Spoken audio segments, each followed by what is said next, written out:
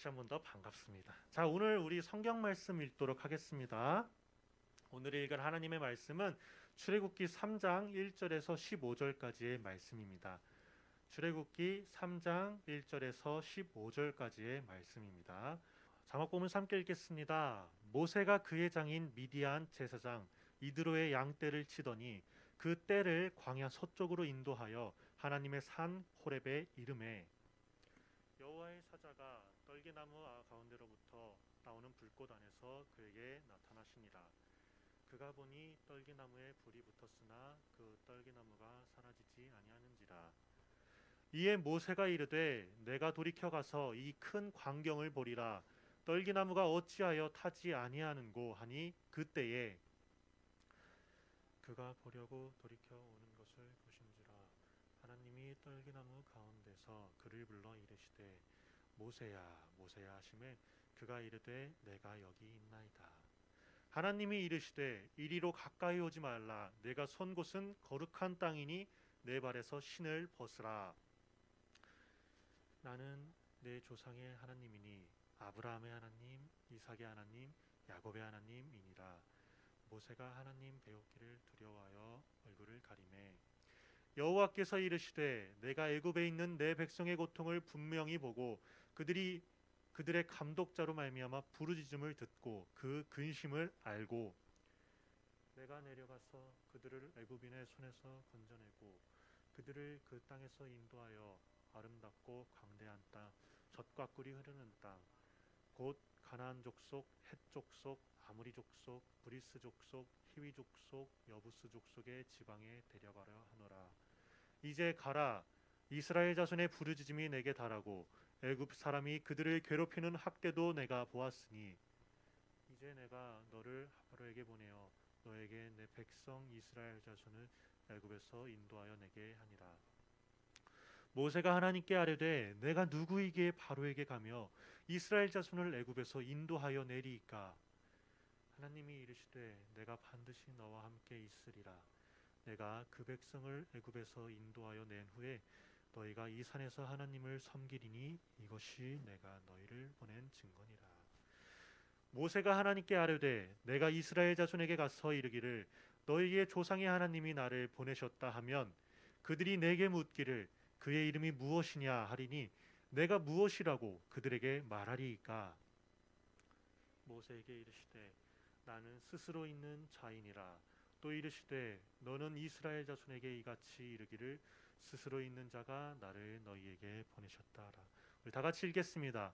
하나님이 또 모세에게 이르시되 너는 이스라엘 자손에게 이같이 이르기를 너희 조상의 하나님 여호와 곧 아브라함의 하나님, 이삭의 하나님, 야곱의 하나님께서 나를 너희에게 보내셨다 하라. 이는 나의 영원한 이름이요 대대로 기억할 나의 칭호니라. 아멘. 자, 여러분 오늘은 모세를 부르신 하나님이라는 제목으로 여러분과 말씀을 나누겠습니다. 지난 시간 우리가 모세에 대해서 나누었습니다. 모세가 어떤 시대적 배경 가운데 태어났었는지 또 어떤 성장 배경을 갖고서 자라나게 되었는지에 대해서 우리가 나누었었죠. 기억이 나죠? 자, 그런 모세가 이제 40살이 되었을 때 어느 날 성 밖으로 순찰을 나가게 됐습니다. 그런데 그곳에서 애굽 사람이 자기 민족 이스라엘 사람을 박해하는 학대하는 현장을 목격하게 된 거예요. 그래서 이 화가 치밀어 오는 이 모세는 그 애굽 사람을 그 자리에서 죽이고 모래 속에 파묻게 됩니다. 결국에는 그 일로 인해서 모세는 수십 년간 살아왔던 왕궁을 떠나 광야로 척박한 땅 광야로 도망치게 됩니다. 그리고 그곳에서 무려 40년이라는 세월을 보내게 되죠. 오늘 읽은 이 본문 말씀은요. 그 하나님의 훈련, 광야에서 이루어졌던 40년 동안 기나긴 그 훈련이 다 끝난 뒤에 드디어 모세가 하나님께 부르심을 받는 장면입니다. 시리가 왜 나왔을까요? 자, 부르심을 받은 데서 나왔을까? 자, 아무튼 그래서 오늘 읽은 본문 말씀 속에는 어떤 하나님의 섭리와 은혜와 그런 것이 담겨 있는지 함께 살펴보도록 하겠습니다.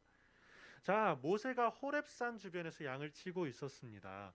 여느 때와 같이 양들을 치면서 이제 이렇게 양을 이끌고 있는데 무심코 고개를 들어서 보니까 저 얼마 멀지 않은 곳에 떨기나무가 불에 타고 있는 것을 보았어요. 뭐 그 광야 땅에서 뭐 있을 법한 일인가 싶기도 해요. 왜냐하면 메마른 땅이고 이렇게 빼쩍 마르다 보면 나무가 어느 정도 그 사막 땅에서는 불이 타는 일이 있나 싶기도 합니다. 근데 이상한 거예요. 좀 보고 있자니 나무에서 불이 타오르기는 하는데 이 나무가 타고는 있는데 새까맣게 타지는 않는 거예요. 원래 불을 붙이면은 나무에 이렇게 막 검게 그을리면서 막 이제 없어지 재가 되잖아요. 근데 그렇지가 않은 거예요. 이거 무슨 뭔 일이야 이게? 그러면서 모세가 이제 너무 신기해가지고 이상해가지고 가까이서 살펴보기 위해서 그 떨기나무 앞으로 나아갔습니다. 그렇게 몇 발자국을 내딛는데 갑자기 떨기나무로부터 모세를 부르는 소리가 들리는 거예요. 모세야, 모세야. 모세는 깜짝 놀랐습니다. 예, 제가 여기 있습니다. 누구였을까요, 여러분? 뭐 다 알고 있는데 물어본 거예요. 당연히 하나님이셨습니다. 하나님께서 모세를 부르신 것이었어요. 이어서 하나님께서 모세에게 이렇게 말씀을 하십니다. 하나님이 이르시되 5절 말씀 띄워주시겠어요? 하나님이 이르시되 이리로 가까이 오지 말라. 내가 선 곳은 거룩한 땅이니 내 발에서 신을 벗으라. 리버브 감사합니다. 원했던 거였어요 사실은. 자, 그리고 6절 말씀 또 이르시되 나는 내 조상의 하나님이니 아브라함의 하나님, 이삭의 하나님, 야곱의 하나님이니라. 모세가 하나님 배웠기를 두려워하며 얼굴을 가리매. 자, 하나님께서 모세를 부르신 것이었어요. 모세야, 이리로 가까이 오지 말아라. 여기는 거룩한 땅이니라. 그래서 모세가 이게 너무 두려워가지고 이게 누구지? 어떻게 된 거지? 하나님이신 거예요. 두려워가지고 얼굴을 가리게 된 거예요. 하나님이요, 이 불타는 떨기나무 속에서 불꽃 가운데서 모세에게 나타나신 거였어요. 모세가 보니까 나무가 타고는 있는데 타고 있지는 않아요. 뭔 말이에요? 타고는 있는데 타고 있지 않아. 뭔 말인지 이해했죠? 했을 거라고 믿을게요. 자, 그 상황이 신기해가지고 가까이 보려고 그냥 이렇게 나아갔던 건데 별로 다른 의도 없이 나아갔던 건데 그저 신기해서 몇 발자국 나가려고 했던 건데 하나님께서는 이런 모세를 두고 가까이 오지 말아라. 내가 선 곳은 거룩한 곳이니 네 발에서 신을 벗어라. 말씀하신 거예요. 자, 이전까지는 그 땅, 그 떨기나무가 있던 땅이 어땠는지 몰라요. 근데 하나님이 그 떨기나무 속에 불꽃 가운데 임하신 그 순간만큼은 하나님이 임재하셨기 때문에 이제 그 땅은 지극히 거룩한 땅이 된 것이었습니다. 여러분, 우리가 하나님 앞에 서는 거, 만약에 우리가 인간이 하나님 앞에 서게 된다면 어떨 거라고 혹시 생각이 되나요? 한번 생각해보고 가능하면 또 댓글로 한번 달아봐줬으면 좋겠어요. 간만에 소통 한번 해봅시다. 내가 만약 하나님 앞에 섰다면, 여러분이 만약 하나님 앞에 섰다면, 인간이 하나님 앞에 선다면 어떤 기분일까요? 어떤 생각이 들까요? 뭐 짧게 한번 생각해볼까요? 한 사람만 기다려볼까? 누가 한 명 해줄 걸로 믿고 누가 해주실까? 조금 기다려볼게요. 뭐 기쁠 것 같다. 아니면 무서울 것 같다. 행복할 것 같다. 난 이제 소원이 없겠다. 뭐 이런 기분? 없을까? 자, 어디로 숨고 싶겠죠. 어디로 숨고 싶겠죠. 맞아요. 맞는 말인 것 같아요. 왜냐하면은 내가 하나님 앞에서 떳떳하고 자신 없기 때문에. 이걸 말해준 병준이가 잘못해서가 아니라 나도 마찬가지고 여기서 함께 예배하고 있는 유진쌤, 준영쌤, 부장 선생님 다 여러분들 모두가 마찬가지일 거라고 생각해요. 하나님 앞에서 당당한 사람은 저는 없을 것이라고 생각을 합니다. 이거 뒤에서 다룰 내용이랑도 어느 정도 일치되는 것 같아요. 병준이가 아주 좋은 답을 해준 것 같아요. 자, 이게 생각만큼 막 황홀하거나 기쁘거나 막 행복하게만 한 일은 아닐 거라는 말이에요.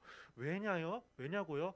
하나님은 거룩하시되 지극히 극도로 너무나 완전히 거룩하신 분이시기 때문이라는 거예요. 어떤 말이냐, 아무런 흠도 너무 순백색에 너무 밝아가지고 그냥 쳐다볼 수조차 없는, 비유하자면 그런 분이시기 때문에 그렇다는 거예요. 그러한 존재 앞에, 그러한 하나님 앞에 한낱 인간이 선다는 것은 이게 결코 작은 의미가 아닙니다. 굉장히 큰 의미가 있는 것입니다. 제가 여러분들에게 한번 이전에도 설교를 했던 적이 있어요. 조금 쉽게 비유를 했을 때 마치 우리가 맨눈으로 태양을 바라봤을 때와 같다고 제가 저번에도 말했던 것 같습니다. 태양을 이렇게 봤어요, 맨눈으로. 그거 볼 수 있어요? 맨눈으로 보면은 막 눈물 나고 눈 시리고, 그 태양 바라보면요 오랫동안 잔상이 남아요. 경험 있으시죠? 잔상이 남아가지고 뭐가 이상해. 제가 옛날에 이랬던 기억도 있는 것 같아요. 그 카메라 가지고 장난치다가 후레쉬를 내 눈에다 터뜨렸는데, 이거 어렸을 때예요. 터뜨렸는데 눈에 잔상이 남는 거예요. 그래가지고 너무 무서운 거예요, 어렸을 때. 그래서 엄마, 눈에 이상한 거 보여. 이거 뭐야, 이거 안 없어져. 막 이랬던 기억이 있어요. 이게 저희 엄마도 요즘에 그 제 설교를 이렇게 예배 영상을 보시는데 이거 보면 웃으시지 않을까 생각이 되네요. 자, 이런 일이 있었어요. 자, 뭐 태양을 바라볼 수가 없는 것과도 같은 거라는 거예요. 또 예를 들어볼까요? 이게 그 의미만 생각을 했으면 좋겠어요. 제가, 여러분들 아는 친구들 알겠지만, 한 2주 전쯤에 감전을 당했어요. 멀티탭을 만지다가 이게 전기가 흐르는 이 멀티탭이 부셔지는 바람에 손이 다 버려가지고 이게 화상을 입었는데, 그 엄청난 큰 에너지를 갖고 있는 거를 내가 손을 대니까 바사삭, 나 진짜 죽을 뻔했거든요. 근데 이런 거와도 같지 않을까? 여러분 혹시 그 이과생 있으면은 이거 너무 과학적으로 따지지는 말아요. 엄청난 에너지 앞에 엄청난 막 대단한 그 큰 힘을 갖고 있는 거 앞에 아무것도 아닌 게 손 하나 까딱댔다가 큰일 날 뻔했던 거예요. 이거 비유로 알아들었으면 좋겠어요. 내가 이과적인 거를 문과적으로 표현을 했는데 알아들었을란가 모르겠네. 자, 모든 문과들 화이팅. 자, 아무튼 자, 그래가지고 하나님이 비유하자면 이런 거와도 같지 않을까? 이런 하나님 앞에 선 것이 이런 것과 비교할 수 있지 않을까? 비유할 수 있지 않을까 생각을 해보는 거예요. 하나님이 너무나도 위대하시고 거룩하셔가지고 인간이 감히 그 앞에 설 수 없다는 거예요. 그래서 어느 정도였냐, 옛날 이 얘기도 한번 했던 것 같네요. 옛날에 예배를 집례하던 제사장, 그러니까 지금의 목사님도 이 예배당에 들어갈 때에는, 예배당의 가장 안쪽 지성소까지 들어갈 때에는 1년에 한 번 딱 들어가는 날이 있었어요. 그때 들어갈 때 제사장도 모든 회개 의식과 깨끗하게 정결하게 하는 의식을 치르고 난 뒤에야 발에 방울을 달고 들어갔다고 해요. 몸에 방울을 달고. 왜? 그 방울이 왜 들어갔냐? 혹시 제사장이 하나님 앞에 잘못해가지고 하나님이 그를 치셔서 죽었을 때 이 사람이 죽었나 살았나를 확인하기 위해서 방울을 달고 들어갔다는 거예요. 이처럼 사람이 하나님 앞에 선다는 것은 굉장히 굉장한 거예요. 이게 말처럼 막 황홀하다거나 막 신난다거나 기쁘다거나 그런 게 아닐 수가 있다는 거예요.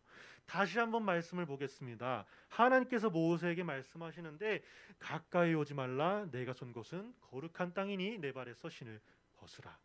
자, 여러분, 우리가 하나님 앞에 나아갈 때에, 하나님 계신 곳에 나아갈 때에 깨끗하고 거룩해야 되는 줄로 믿습니다. 하나님 뵙기에 합당하고 정결하고 순결한 몸과 마음의 자세를, 태도를 가져야 된다는 것입니다.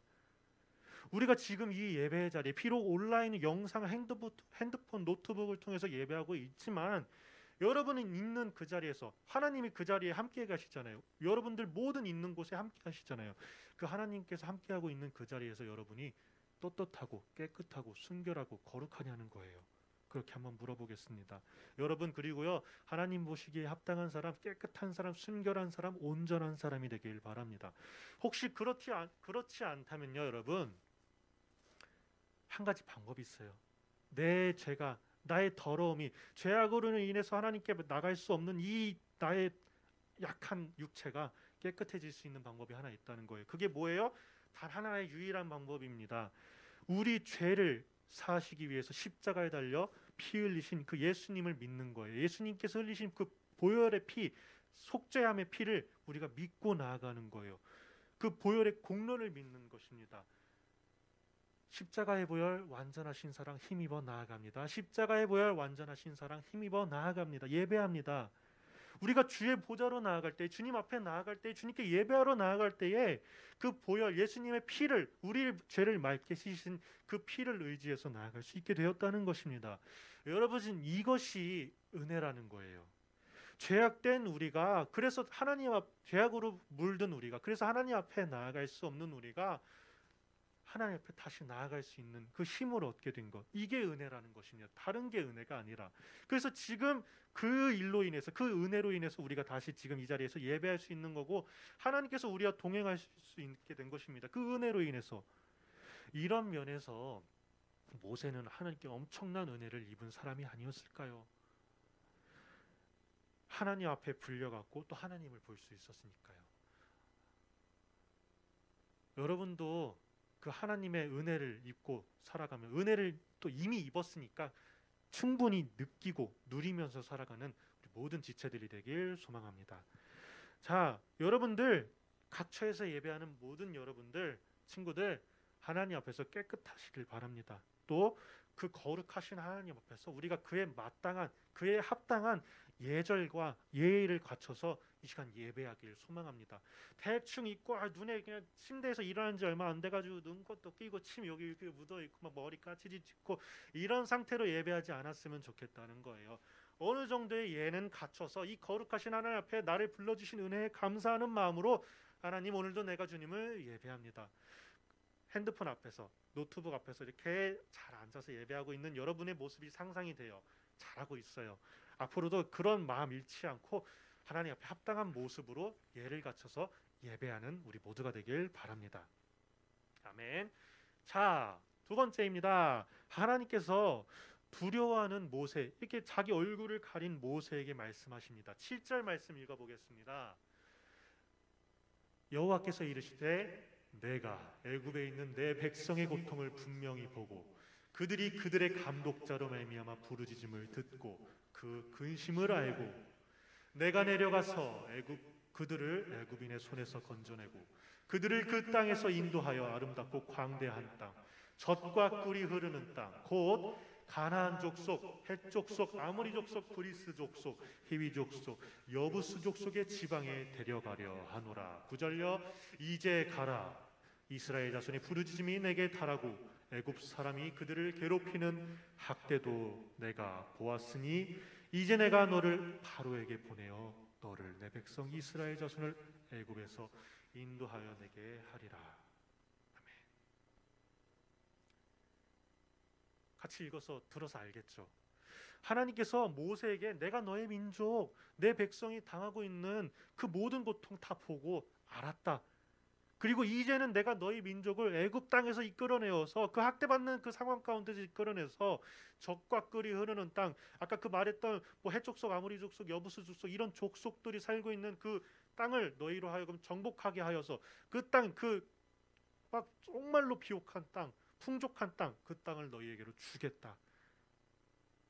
그 땅으로 인도할 것이다. 말씀하신 거예요. 그 당시에, 근데 그 당시에 이스라엘 사람들이 이렇게 한 번쯤은 말하지 않았을까 생각을 해봤어요. 이거 하나님 이거 계신 거 맞아? 아니 계시다면 우리 조상들이 그렇게 믿었던 그 하나님 왜 우리를 가만히 놓고 계신 거지? 나 이해가 난 너무 화가 나 지금. 왜 우리가 이렇게 학대받으면서 힘들게 살아야 되는 거냐고. 좋게 애굽 땅에 왔으면 좋게 살아야 될 거 아니냐고. 왜 우리가 이렇게 지금 고된 노동을 하면서 우리 자식들을 다 죽여가면서 이렇게 살아야 되는 거냐고. 이런 불평을 하지 않았을까 생각을 한다는 거예요. 뭐 그럴 수 있어요. 충분히 그 상황이 힘든 상황인 건 맞기 때문에. 그렇지만 우리가 여지까지 나누었잖아요. 하나님 어떤 힘든 상황 가운데서 내 뜻대로 되지 않는다고 할지라도 불평하거나 원망해서는 안 된다고요. 그대로 믿어야 된다고요. 근데 여러분, 이들만이 그러지 않았어요. 우리 역시도 불평한다는 거예요. 원망한다는 거예요. 진짜 되는 것 너무 없네. 하기 싫어. 때려쳐. 우리들도 이런다는 거예요. 근데 여러분, 그렇다고 해가지고 우리 상황이 이렇다고 해가지고 이스라엘 백성들의 상황이 그렇다고 해가지고 하나님이 그들을 가만히 냅두고 그냥 그렇게 바라보고만 방관하고만 계셨냐는 거예요. 여러분 지금 이 본문 읽은 본문을 통해서 알 수 있죠. 하나님은요 우리 모든 상황을 알고 계셨다는 거예요. 하나님은요 우리가 지금 어떤 상황에 처해 있는지 어떤 어려움을 겪는지 그 모든 것을 알고 계신다는 거예요. 다만 그토록 힘들고 이토록 힘들고 어려운 상황에 하나님께서 그토록 그렇게 가만히 냅두셔야만 하는 상황이 억울하다면 뭐라 할 말은 크게 없을 것 같아요. 그렇지만 우리가 지금까지 하나님의 말씀을 읽으면서 하나님의 뜻이 하나님의 우리를 향한 계획이 뭔지를 알았기 때문에 우리는 이미 참을 수 있지만 혹시 그렇지 않다면 뭐 어떡하겠어요. 욥이 이렇게 고백했잖아요. 주신 이도 하나님이시요 거두가신 이도 여호와시니 그럼에도 불구하고 여호와의 이름이 찬양을 받을지어다. 주의 이름을 찬양해 주의 이름을 찬양해. 그 욥이 그렇게 고백을 했잖아요. 이게 우리가 하나님 앞에서 가져야 될 참된 마음이라는 거죠. 태도라는 것이죠.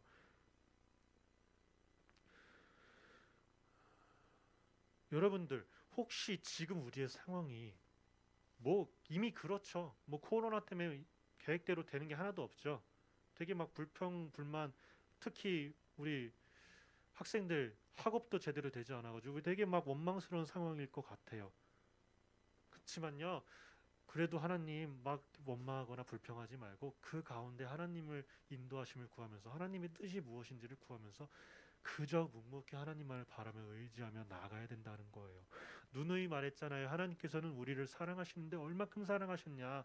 독생자 예수를 보내주시고 예수님께서는 우리 죄를 위해서 아무 죄도 없으신데 그냥 우리 죄를 위해서 목숨 내어주실 만큼 사랑하셨다고요. 그리고 그런 에도 불구하고 하나님 우리 배척하고 하나님 안 믿어 예수 왜 믿냐 이러는 사람들까지도 계속해서 품으시면서 그들과 동행하시고 그들을 계속해서 내게로 오라 기다리시는 그 주님의 사랑 여러분들 이제는 알잖아요. 그만큼 우리를 사랑해야 된다, 사랑하신다는 거예요. 그리고 그만큼 우리를 사랑하시는 그 주님을 우리가 붙잡아야 된다는 거예요. 그저 주님의 선하심과 그 신실하심, 그 사랑을 바라보면서 그저 바라보고 의지하고 기도하고 찬양하고 예배해야 된다는 거예요. 여러분들 우리가 지금 말했다시피 이처럼 코로나로 인해서 어려운 시기를 보내고 있는데 이런 상황 가운데 우리가 뭘 해야 될까요? 한번 말해 보시겠어요? 한번 또 핸드폰 한번 볼게. 누가 정답을 말하나 한번 기다려 볼게. 좀 쉬운 정답이에요. 어떻게 보면은 우리가 이런 어려운 상황 가운데 뭘 할 수 있을까요? 속이 너무 답답하고 어렵고 난처하고 난감하고 당황스럽고 뭘 해야 될지 모르겠어. 뭘 할 수 있을까요? 세상 사람들은요 이럴 때 그 쌓인 스트레스 풀기 위해서 막 재밌는 거 하러 가고 게임 하러 가고 막 맛있는 거 먹으러 댕기고 막 스펙타클한 거 막 번지 점프 하러 댕기고 막 재밌는 거 하러 댕겨요. 프레이 병준이가 또 오늘 두 번이나 정답을 맞췄네. 내가 원하는 답이 이거예요.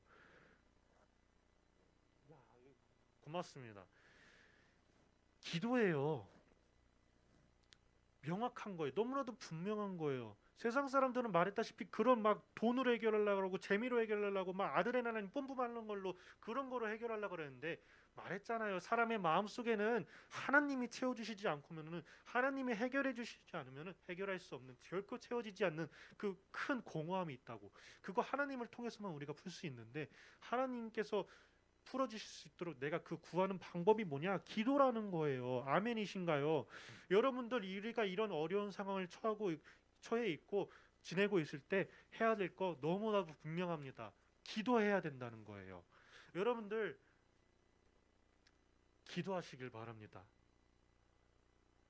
평소에 기도 안 해도 어려울 때는 기도하는 게 또 우리더라고요. 부끄럽지만 여러분들 어려운 상황일수록 진짜 내 인생에 왜 이렇게 되는 게 없어 이러는 게 아니라 기도하라고 하나님께서 그런 일을 오히려 처하게 해주셨다고 생각을 하고 오히려 감사하는 마음으로 기도하면서 하나님을 구하는 사람들이 되길 바랍니다. 말했죠? 우리가 하나님을 구하면 하나님을 의지하면 하나님께서 우리 삶 책임지신다고요. 경험하시길 바랍니다. 자, 이렇게 해서 하나님께서 모세에게 자기의 뜻을 당신의 뜻을 밝히신 거예요. 내가 애굽 사람에게서 너희들을 이끌어낼 것이다. 그리고 적과 꿀이 흐르는 풍족한 가나안 땅으로 이끌어낼 것이다. 말씀하신 것입니다. 이에 모세가 대답합니다.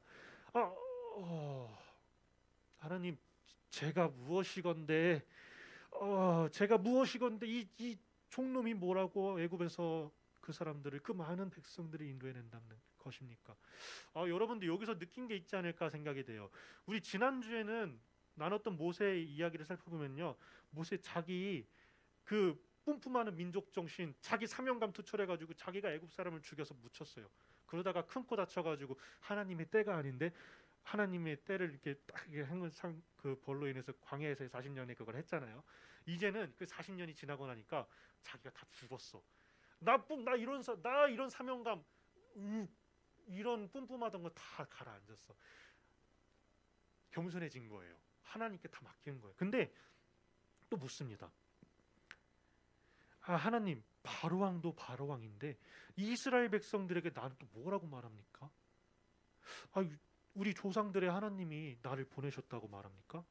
하나님을 어떻게 소개하면 될까요? 그 사람들 아까도 말했다시피 좀 불평도 하고 그러던데 어떻게 말해야 되지? 하나님 알려주세요. 그래서 14절의 말씀입니다. 하나님이 모세에게 이르시되, 이거 중요합니다. 나는 스스로 있는 자이니라. 또 이르시되 너는 이스라엘 자손에게 이같이 이르기를 스스로 있는 자가 나를 너희에게 보내셨다 하라. 자, 아멘. 이렇게 일러주신 거예요. 나는 스스로 있는 자이니라. 이 말 참 어떻게 느꼈을지 모르겠지만요, 큰 의미가 있는, 뭔가 깊이가 있고도 생각해보면 생각해볼수록 철학적이고 뭐 있어 보이는 말이에요. 영어로는 I am who I am이라는 말인데, 제가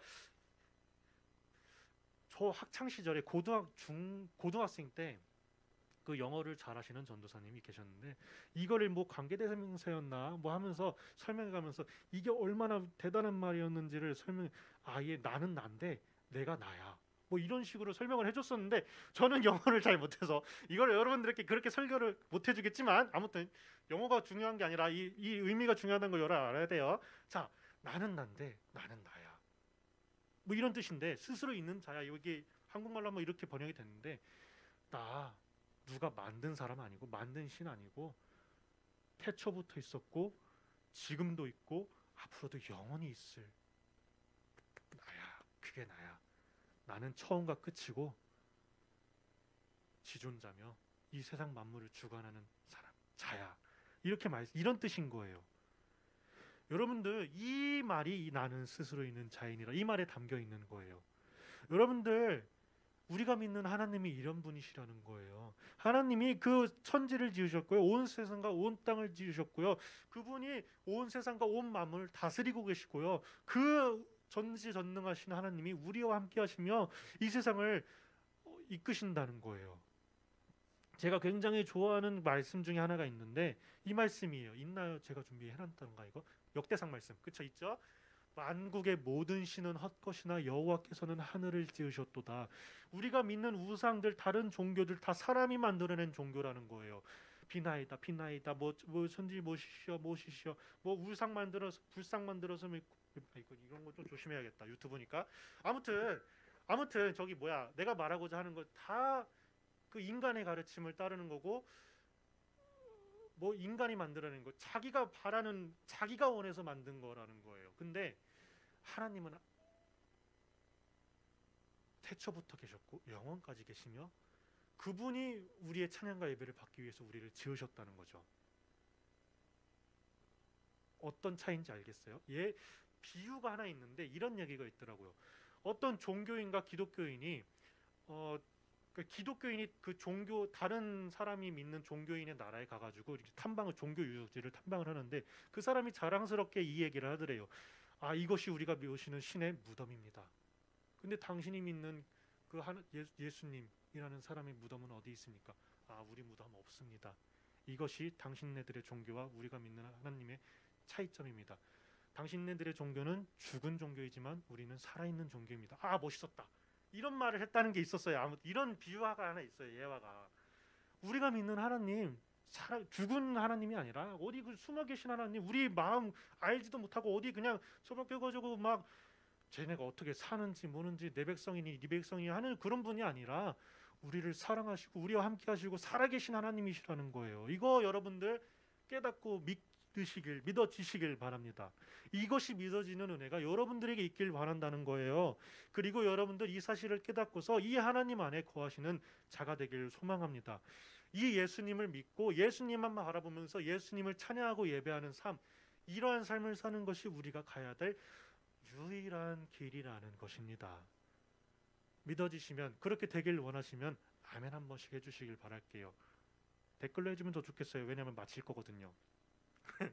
자, 아무튼 그렇습니다. 자, 이렇게 해가지고 하나님이 모세를 부르신 거예요. 예정하기로는요, 제가 다음 주에도 이거 하나님께서 모세를 부르신 사건에 대해서 한 번 더 다룰 거예요. 아까 제가 말하기를 모세가 40년 동안 광야에서 살면서 겸손해졌다, 자기가 다 죽었다, 자기 자아가 다 죽었다, 이젠 하나님께 모든 것을 내어드렸다, 이렇게 표현을 했는데, 이게 다음 주에 다룰 내용에서는요, 자기가 죽었는데 너무 겸손해졌어. 이제 자신감마저 없어졌어. 그 4장의 말씀을 미리 읽어보면 좋을 것 같네요. 어떻게 말하면요, 나 하나님 이거 못해요. 나 이거 저 수백만의 백성을 어떻게 인도해요? 나 말도 못하고 혀도 뻣뻣한 사람이에요. 나 안 할래, 나 못해요 하나님. 나 이런 거 시키지 마요. 이렇게 왜 갑자기 서투르가 나온 거지? 아무튼 이런 이 너무 자신감이 없어지는 모세의 이야기를 다음 주에 다루려고 합니다. 자, 아무튼 이 부르심 속에서 하나님께서 모세를 부르신 이 사건 속에서 하나님이 어떤 분이신지에 대해서 우리가 잘 알 수 있었다고 생각이 됩니다. 어떤 것이었죠? 하나님은 어떤 분이셨죠? 하나님은 거룩하신 분이셨고요. 하나님은 우리의 상황과 여건 모두 알고 공감하시는 분이셨고요. 또 하나님은 이 세상 만물을 주관하시고 다스리시는 지존하신 전능하신 하나님이시라는 거예요. 여러분들 이 하나님 믿으면서 온전히 바른 신앙생활 하시길 바랍니다. 아멘이시죠? 아멘. 그런 마음을 가지고서 우리 이 시간 잠시 기도하면서 나아가겠습니다. 내가 믿는 하나님 어떤 분이었나요? 내가 알고 있는, 내가 여지까지 경험한 하나님은 어떤 하나님이었나요? 이 지금 설교를 통해서 나누고 있는 그 모습들을 여러분들이 이미 알고 있다면 정말 다행이고, 그건 정말 기쁜 일이고, 그거 자체로 너무나도 큰 은혜예요. 근데 아직 그런 하나님의 위대하심, 그 신실하심, 사랑을 깨닫지 못했다면요, 이 시간 하나님께 기도합시다. 하나님, 내가 이 시간 하나님의 그 위대하심, 그 전능하심, 그 사랑, 그 거룩하심 깨닫게 도와주세요. 알게 해주세요. 그래서 내가 이 시간 앞으로 하나님을 믿을 때 그냥 거저 믿고 거저 예배하는 것이 아니라 정말 하나님이 어떤 분이신지를 알고 그에 마땅하게, 그에 합당하게 예배하고 찬양하는 내가 될 수 있게 도와주세요라고 기도하면서 나아가겠습니다.